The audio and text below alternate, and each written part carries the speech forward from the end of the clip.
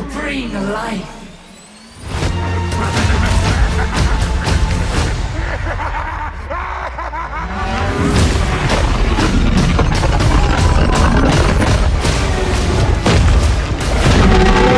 Hey guys, welcome back with another video with Linksi. Today we're going to be doing Throt the Unclean, turn 5, tier 5 help it strategy. This is not necessarily the best starting strategy, as it's going to put you in combat with many other factions, especially when doing it on legendary. It's going to reduce you to getting a lot of targets on your back. You're gonna not kill the dwarves as fast as possible, and they tend to be quite a big of a problem later on in the campaign if you do not get rid of them within the first 30 turns or so. However, we're gonna start by declaring war on Kislev, and by doing so we're gonna making sure that we have the 120 food we need to take help it on turn 5 at tier 5. So first things first is we declare war on Kislev, we rush down at Fort Stranghof, and we put the Packmaster in our army. Now, it's very important you fight these battles individually to make sure that your army is still strong enough to be able to take on the last settlements that you're going to need. Fight this battle manually, and I'll show you how.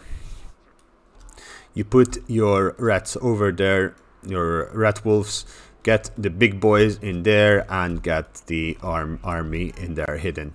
Charge in your main army and bring the rats at the back, and your troops.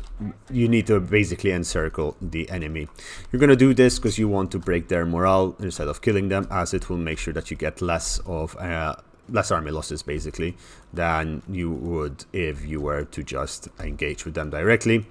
You surround them doing this manner and just charge in over there and charge in over here. Bring the rats at the back, summon your extra rat ogres from Throt over there, and just make sure that they're all occupied as possible.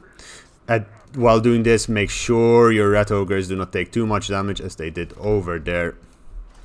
Oops, clicked the wrong button. As they did over there. We lost a few rat ogres there, and that is not something that we should be happy about.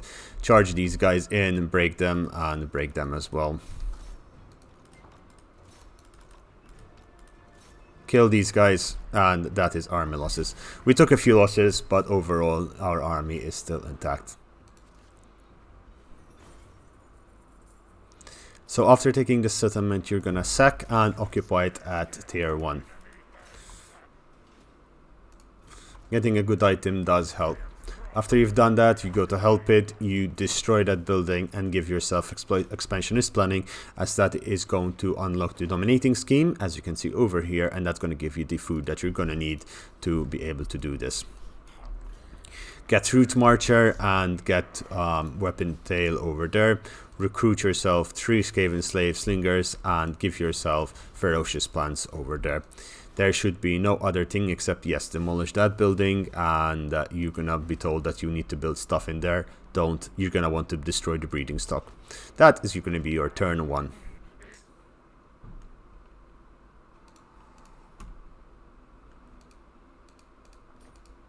On turn 2, you're going to go to help it, you're going to switch from the expansionist to the exploitative.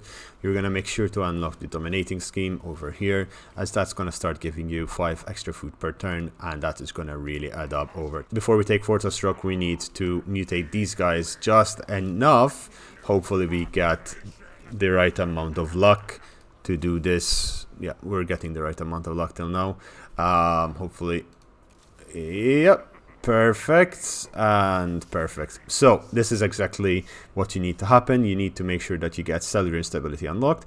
However, you also want, by the time you unlock these two, have tier 4 explosive instability. You're gonna convert them into growth juice. That is gonna help making sure you get a brute horror in your army, and you're gonna give cellular instability to your big boy over here. And that should be all your mutagen. You can buy more mutagen as of this turn, mutagen buyback, and I would recommend doing so in a turn or so to mutate your rats to allow yourself getting the brute horrors growth. Now we're gonna attack Fort Ostrock here, and we're gonna take it down in this following manner. It's gonna say the balance power is not in your favor, but I call bollocks. This siege, you're going to want to hide all your units in the trees over here. There should be a position where you, yep, there it is. You're going to want to hide everything in here except, of course, the units that you're going to be using to fight. In this case, we're going to be using these 5 to fight. We're going to set up, rush the gate, and I'll show you in a second what you need to do. When you rush the gate, you might get a little bit shot, but don't worry too much about it and just break down the gate. You're going to send all your troops in and the gate is going to break down. Then we're going to use the instability of the mutant rat ogre to kill everything in this area. You need to get around 200 to 300 kills, otherwise it would not have been worth it. Send in all of your troops. That should trigger them to send their troops in. However, then you send out your wolf rats and your rat ogres after you've triggered them, because they will start sending all of their army over here. You can get the beast pack in as well, as that might help in just generally keeping the enemy locked over there. The rat ogres are not going to get damaged out there. The moment they engage completely around your mutant rat ogre, that is the moment that you're going to use your cellular instability. And that gave him 261 kills and basically made sure that all of these troops are running away. And this is when you send in everything to make sure these guys run off the battlefield and they don't come back. Make sure you don't make the mistake I made over there and get shot by archers. And send something to deal with the archers over there, as the rest of your troops are just swiping away this army.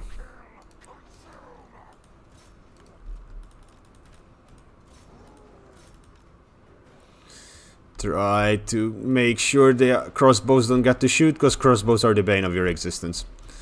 Alright, once we get that sorted, you go over there. These guys are getting off the battlefield, and you can bring in the rest of your army. The reason you're bringing the rest of the army is to just essentially cap in the battle faster.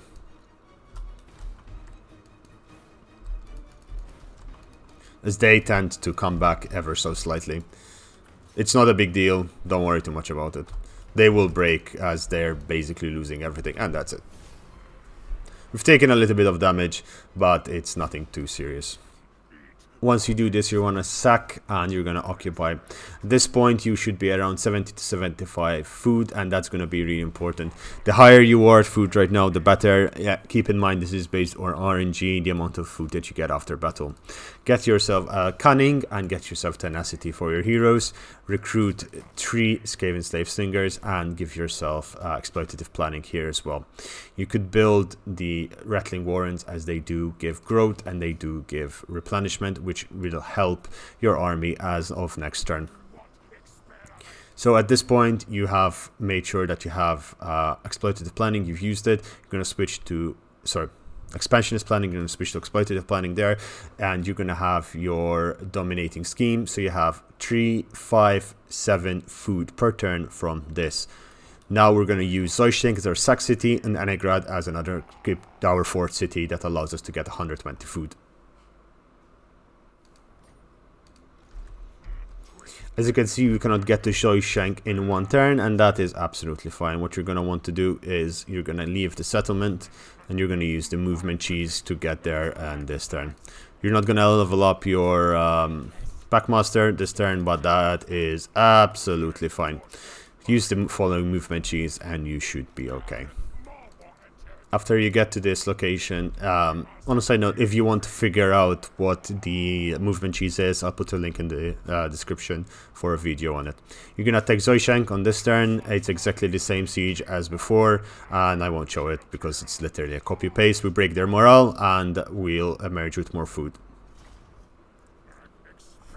This is very important. You need to sack this city, and you have 2 options. You could either stay here, recruit 4 more units, and basically make yourself stronger and strong enough to be able to, take out anything. But you'll be running it, cutting it close, and you'll not possibly get the food that you need. The other option, which I really recommend, is come over here, stay outside of Zoyshink, just outside. Oh, we don't have enough movement to raid because we used all of our movement. That's fine. It doesn't necessarily mean anything. Ancient Cunning, and we're going to sack Zoyshink again next turn. After that, we'll go occupy that settlement. Go throw your Packmaster in there. You're going to possibly need him to get to Anigrad on the end of next turn. At this point, you have a lot of money in the bank. You have Help It, it's turn 3, and you have food coming in. You're spending 3 food for settlement upkeep and 1 for army upkeep. You could, if you wanted, recruit another lord. In this case, there are some nice lords over here, cunning and knowledgeable, and yeah, those are the best ones there is, even though it's a Gracie of Ruin. Recruit another lord, and with lords you are able to get 3 food from the area that you're in. It doesn't give you any money since it will be in your own region. However, that little extra food might just be the ticket that you need out of this. To make sure that you have the food necessary, if you do not have 80 food on this turn, recruit a lord and put him on. From turn 4 to turn 5, you put him on raiding. That will give you a little bit extra food. But keep in mind, recruiting a second army means you're going to get 1 more army upkeep. So you must, if you recruit an army this early, you need to make sure that you get the food necessary. Also, if you do it this way, you're going to make sure that you're going to get you could get tier 3 turn 4 tier 3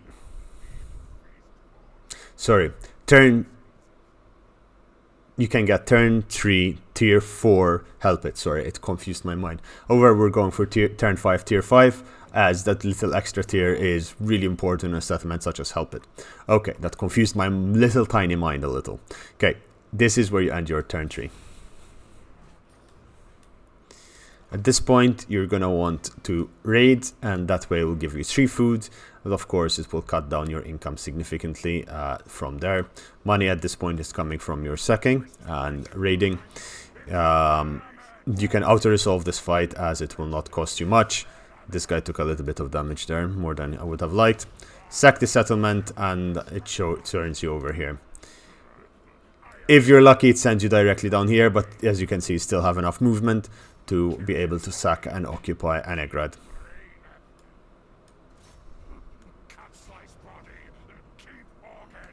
Continue siege, make sure you do the upgrades on your troops, as they will help.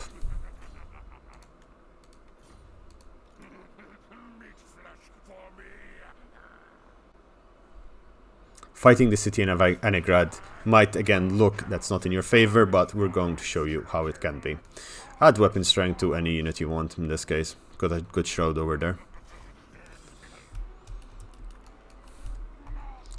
For this siege, you're going to do the same. Hide your army, make sure that they're hidden.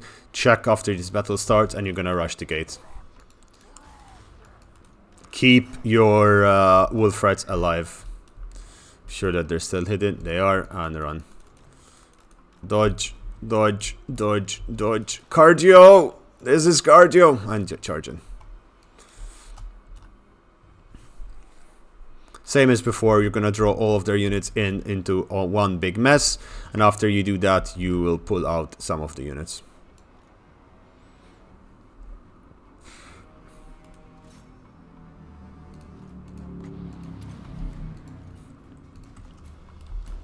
Pull these guys out.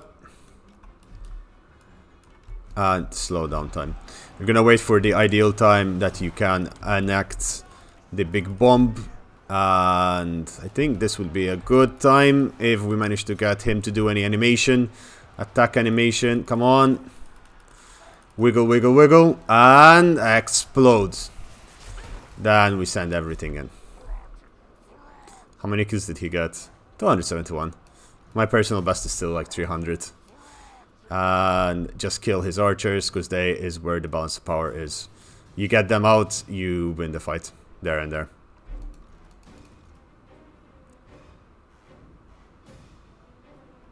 And that's it. That's how you take these settlements. Minimal damage. Sack the settlement as always. And occupy. This point, you are in a good place. You're gaining a lot of food per turn, and we're gonna be able to get the food that we need for this settlement. Abandon the settlement over there and get ready for your last turn. Make sure you finish upgrading Ancient Clanning, and then just start giving him what you think is best. In my case, I usually go for Molder Norwich till I get through Molder, then his Brute Horror. Tide of Pox is my preferred, but however, Tide of Death has more damage. Don't forget to recruit 4 Slave and Slave Slingers, and on this turn, we're going to want to do the mutations. In this case, we're going to mutate this creature as much as we can by going to the lab, Mutation Buyback, Monsters Augments, and let's see, no, what, this one, then this one. Come on, mutate. There you go.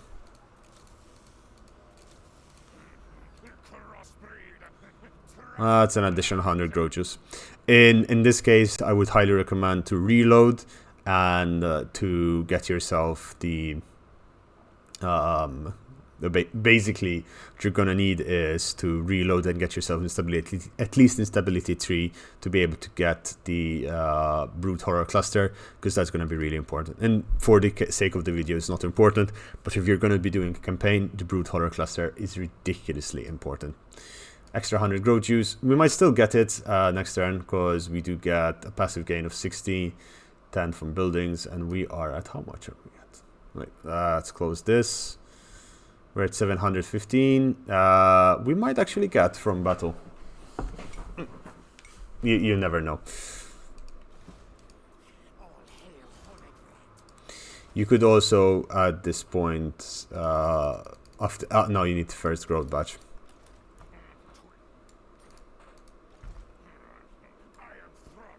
Turn 5, all you need to do is rush to Zoishank. You're gonna occupy it. It's a simple battle. Loot and occupy.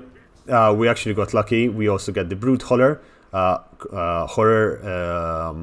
cluster and claim fat monsters. We get 120 food. We're gonna grab this dude who's been raiding.